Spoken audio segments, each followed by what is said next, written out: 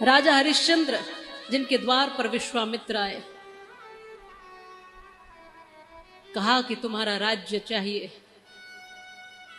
कभी एक बार हरिश्चंद्र जी ने कहा था कि आप आइएगा, जो आपको चाहिए हम देंगे।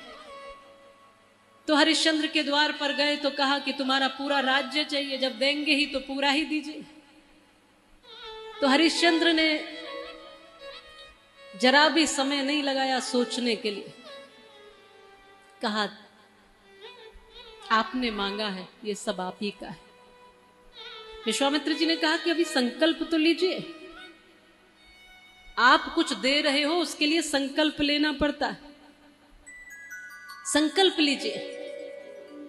और संकल्प भी खाली हाथ तो लिया नहीं जाता, तो उस पर भी कई बार सोना मांग लिया कि इस संकल्प के साथ मुझे सोना भी चाहिए, और राज्य मेरा हुआ, खजाना मेरा हुआ, सब कुछ मेरा है, अब इसमें से तुम कुछ ले नहीं सकते, अब कहां से लाओगे। तो राजा हरिश्चंद्र ने कहा गुरुदेव अभी मेरे पास ये तन बचा है, इसे बेच करके मैं अपना संकल्प पूरा करूंगा। और काशी में जाकर के, काशी में अपने को बेचने के लिए तैयार हुए।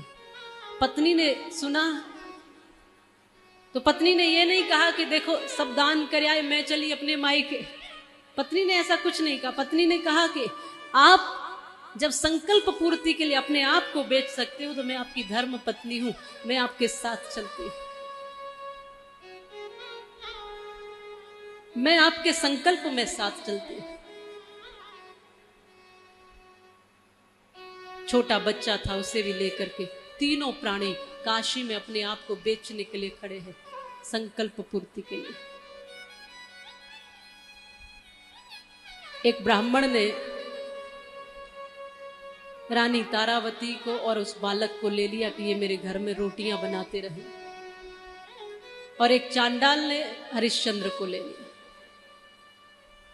खरीद लिया, और उससे जो धन आया, सोना आया, उससे अपना संकल्प पूरा किया। और परीक्षा यहीं तक पूर्ण नहीं होती है, देने वालों ने इतनी इतनी परीक्षाएं दी हैं कि हम आज उन कथाओं को सुनकर भी उन पर विश्वास नहीं कर सकते कि ऐसा हो भी सकता है। क्यों नहीं हो सकता? क्योंकि हम तो अगर 1100 रुपए भी देंगे कि बाबा खाटू श्याम जी का मंदिर बन रहा है, देवी जी मंदिर बना रहे हैं, एक ईंट की सेवा दे देते तो उसको भी सोचेंगे कि बिल्कुल गले में 4 पटके हमारे होने ही चाहिए।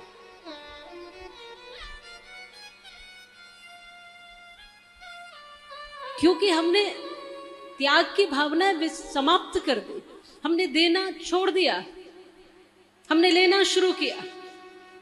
देने की वृत्ति सदैव बनाकर रखना जहां आवश्यकता हो। हर एक व्यक्ति के लिए है ये, विशेषकर गृहस्थ के लिए।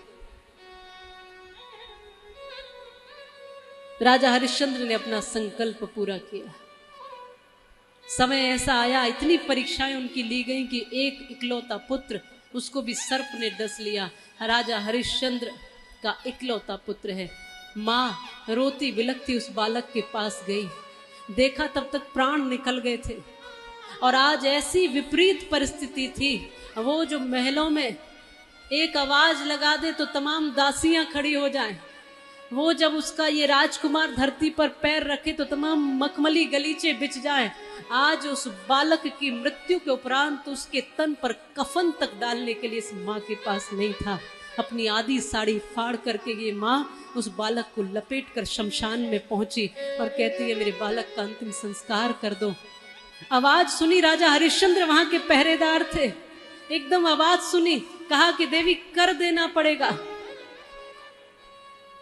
रानी तारा ने आवाज पहचान ली, देखा पतिदेव हमारा इकलौता पुत्र नहीं रहा है, इसका अंतिम संस्कार कराने लाई हूं। तो हरिश्चंद्र ने देखा, हृदय विदीर्ण हुआ, दुख तो हुआ। मैंने जैसे कल कहा था कि पिता का हृदय पीड़ित भी होता है, दुखी भी होता है। पिता बाहर से कठोर दिखता है पर भीतर से उसको भी पीड़ा और दर्द होता है संतानों के लिए। कितना दर्द और पीड़ा हुई होगी जब सुना होगा कि मेरा इकलौता पुत्र इस धरती पर नहीं रहा। उसके बाद भी उन्होंने अपनी वाणी पर संतुलन रखा, अपने आंखों पर संतुलन रखा, अपने हृदय पे संतुलन रखा और फिर रानी को कहा कि इस समय देवी मैं न तो इसका पिता हूँ न तुम्हारा पति, इस समय मैं किसी के हाथों बेचा हुआ और किसी के हाथ खरीदा हुआ केवल इस शमशान का पहरेदार हूँ, औरों से भी कर लेता हूँ, तुम्हें भी देना पड़ेगा। इस समय तुम्हारा मेरा यही संबंध है। रोकर विलक कर कहती है कि ये मेरा ही बालक नहीं है, तुम्हारा भी तो है, और मुझे कर देने के पास मेरे पास कुछ होता कर देने के लिए तुम्हें अपने बालक को ये साड़ी कफन उड़ा कर क्यों लाती? मेरे बच्चे के लिए तो कफन तक नहीं है, मैं कर कहां से दूंगी, मेरे पास कुछ नहीं है। राजा हरिश्चंद्र ने कहा तो फिर अंतिम संस्कार नहीं हो सकता है।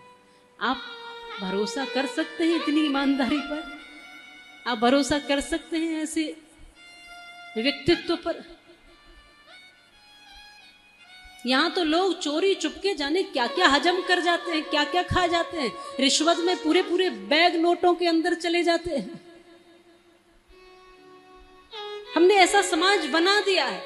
वो समाज कुछ ऐसा ही था जिसमें सत्य, निष्ठा, सदाचार लोगों के जीवन में था। हमने ऐसा समाज बनाया है जिसमें हर समय प्रताड़ना है, असत्य है, अधर्म है। हमने बना दिया ऐसा समाज।